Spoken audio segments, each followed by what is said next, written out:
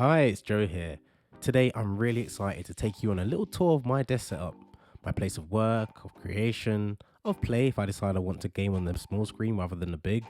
I'll tell you about the desk itself, the items on it, and what they bring to the table. Hopefully it will give you ideas if you're thinking about changing or upgrading your own. So the desk I'm using is the autonomous Smart Desk 2 Home Office, now known as the Smart Core. I believe I bought it in a Black Friday sale, which is always a good time to make a purchase. This is an example of something doing exactly what I wanted it to, allowing me to adjust the height I work at and stand up if I want to, which is great for my neck, back and posture, ensuring I can find a comfortable position.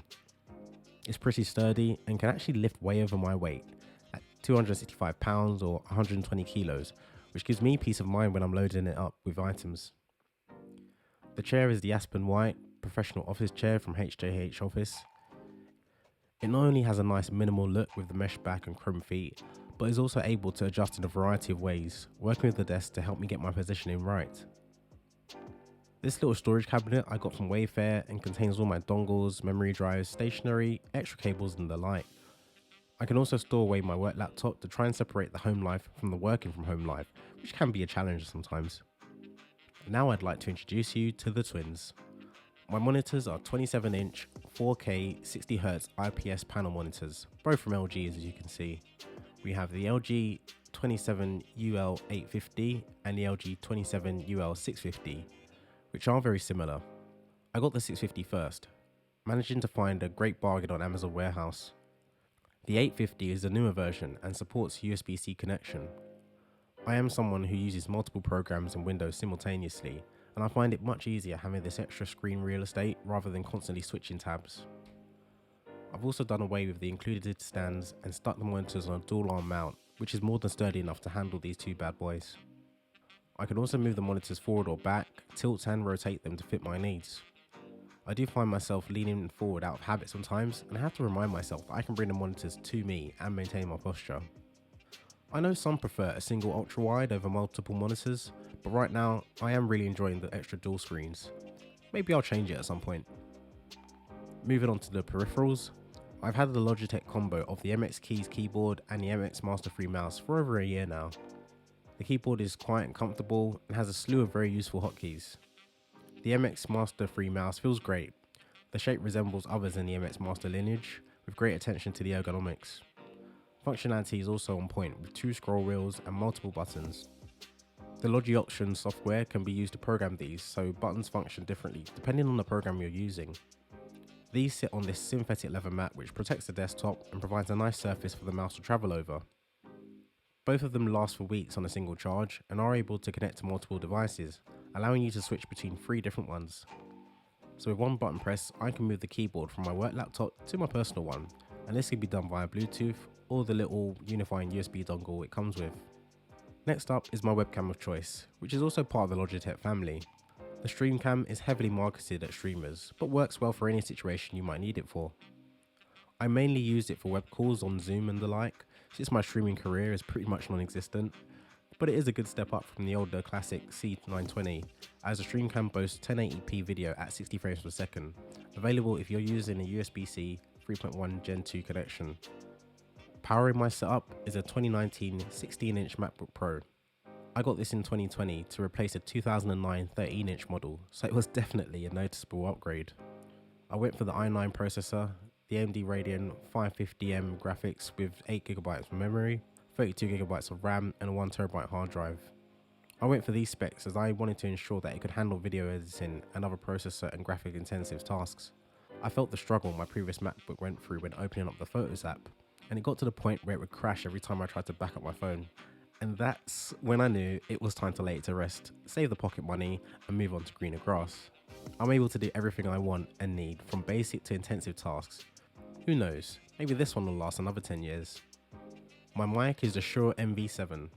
Where the StreamCam is marketed at streamers, this mic is marketed at podcasters, and I can see why it would do a good job for that situation and others. Many popular USB mics are condenser mics, which are more sensitive and can pick up noise from all around depending on the pickup pattern. The MV7 is a dynamic mic, meaning it only picks up what's in front of it and isolates all noise around it.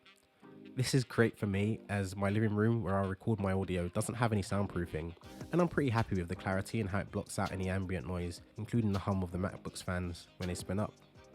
I'll also point out that this is both a USB and an XLR mic, giving you flexibility to use an XLR audio interface or the USB connection, which allows the use of the companion software.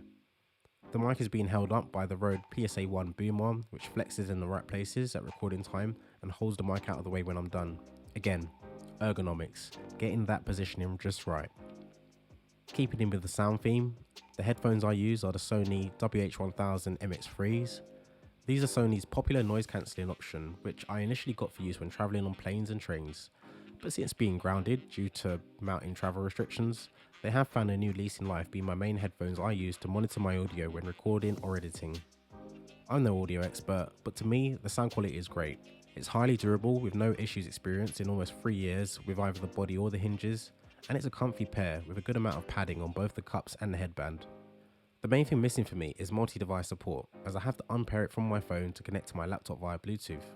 This is something addressed in the newer XM4 model, but I often use a wire and plug them into the Shure mic's 3.5mm audio jack for audio monitoring, and in that case the Bluetooth isn't a factor. The next set of twins are a pair of Elgato Key Lights. These connect via Wi-Fi and I control the brightness and color temperature using either the Elgato Control Center app or the Stream Deck, as I have the lights mapped to it. I'll get onto the Stream Deck in a second. So when I'm on those Zoom calls or MS Teams for work, I'm able to brighten up and improve the picture with these lights angled towards me. I can also angle the lights downwards for filming or snapping a top-down table shot, and I also like how slim they are and how bright they can get. I just wish they came in white. Speaking of lighting, I also have a Govee light strip on the back and underside of the desk to add a touch of ambience. It connects via Wi-Fi and has its own app, but I can use my Amazon or Google voice assistants to control it. Now here's the Elgato Stream Deck I alluded to earlier. Another peripheral targeted at streamers, but useful in a lot of productivity situations. It's one of the slickest ways to access extra shortcuts on a Mac or PC, allowing a variety of functions to be mapped and carried out. The mapping is done using the companion software, which you can download, and I've got a few things currently mapped, including my key lights, Hue entertainment lights, email, mute button, and a few other random things.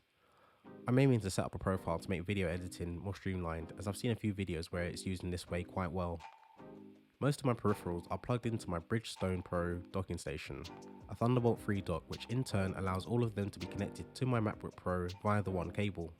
The laptop is charged at the same time, but if I'm doing something resource intensive, I'll have to attach the MacBook's 96-watt charger to ensure it has enough power, as I couldn't find any docks that delivered the full wattage to the MacBook. I chose this dock due to the type of connections I had on my monitors and the fact it had just about enough ports for my liking. I also like how it acts as a mini riser for my laptop, although it does get quite hot, so best to ensure there's enough room for the heat to dissipate. A few little personal touches I've got on my desk include my Batarang letter opener on its magnetic stand, my metal pokeball that can sense the warmth of your hand, and my Sonic the Hedgehog phone holder, which is when my phones take a break to recharge their batteries. Let's move on to cable management. As you've seen, there's a lot of items here, which means a lot of cables. Some people hate cable management, some love it, and some can't be asked. I am no cable connoisseur, but I do try to keep everything fairly neat and contained, so I got the additional cable tray with my desk and an 8-socket extension which I've attached to the underside of the desk with command strips. I think command strips are one of those overlooked and underused pieces of kit which I didn't appreciate until this year. I'm a fan and would recommend them for loads of little jobs around the house. Maybe I'll do a video about command strips and how I've used them in like a million places. Material science is still technology, right? So back to the cables. Everything on the desk and the desk itself is plugged into this extension lead. The result is one cable from the desk to the socket. Excess cords are tucked into the cable tidy, and a few of the peripherals have their own inbuilt cable management, which is helpful. I think it's a decent start, but I'd definitely be looking to hide my cables a bit better at some point in the future. So this is version 1 of my desk setup, but by no means the last. It's a highlight of what I've been using and some of the pros and cons I found with products included. Maybe I'll do some follow-up videos to give a more complete overview of some of the individual items.